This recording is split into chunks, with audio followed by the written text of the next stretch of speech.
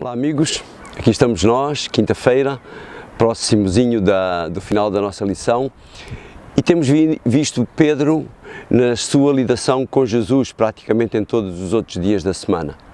Hoje iremos ver o Pedro, o líder da igreja, após a ascensão de Jesus, Pedro, o líder da igreja. Foi ele, sem dúvida, que mesmo durante o ministério de Jesus foi um dos líderes dos seus colegas, dos seus condiscípulos. Foi dos primeiros a ser chamados por Jesus. Era aquele que muitas vezes era o porta-voz dos discípulos. E mesmo depois da sua ressurreição e perante aquilo que tinha acontecido imediatamente antes da ressurreição, antes da morte, de Jesus, logicamente antes da ressurreição, vemos que Jesus tem a preocupação de quando diz aos discípulos para irem contar que ele tinha ressuscitado, ele diz: vão e digam também a Pedro. Pedro teve sem dúvida nenhuma durante toda a sua vida e após a ascensão de Jesus um papel preponderante na igreja moderna, na igreja pós-Jesus. Daí, especialmente uma determinada denominação o considerar como o primeiro grande chefe da igreja.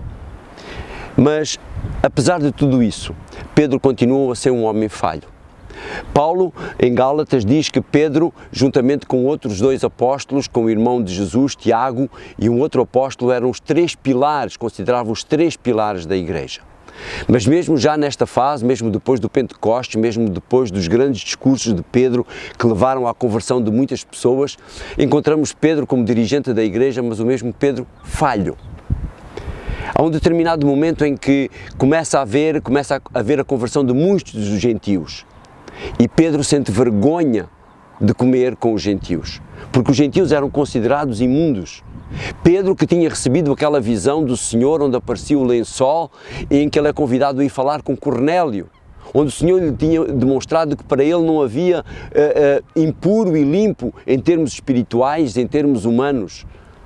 Mas mesmo assim, apesar daquela lição que ele tinha tido, no contacto direto com alguns dos gentios e perante a pressão, Pedro acaba cedendo.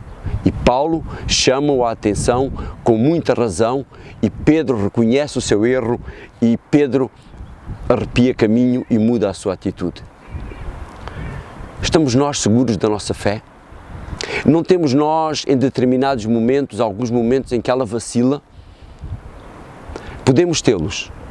Somos humanos, somos falhos. Pedro, que tinha tido contacto com o Senhor, falhou nesse aspecto, mas sempre teve uma atitude de arrependimento e sempre foi perdoado e ajudado pelo Senhor.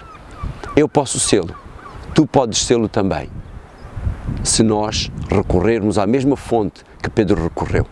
E essa fonte era Jesus. Provavelmente Pedro aprendeu naqueles momentos, com aqueles momentos em que ele dormia, como víamos ontem, e Jesus estava em oração. E Pedro deve ter feito da oração grandes momentos da sua vida e por isso ele foi o grande homem, o homem que nos ensina, que nos vai ensinar durante todo este trimestre. Vamos aprender com Pedro e de certeza absoluta que seremos melhores cristãos, seremos melhores seguidores de Jesus. Um abraço e até amanhã.